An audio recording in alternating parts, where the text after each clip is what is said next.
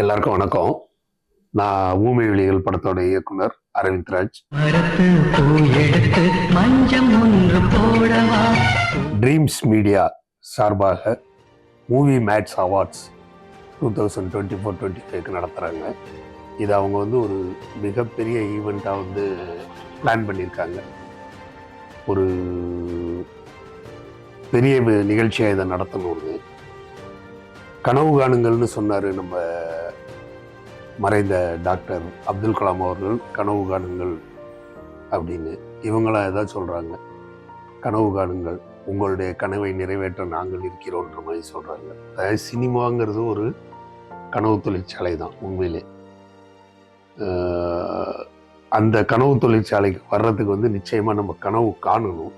அந்த கனவுக்கு கை கொடுக்க இது போன்ற நண்பர்கள் இருப்பது உண்மையிலே இவங்களுக்கு நம்ம நன்றி சொல்லியே ஆகணும்.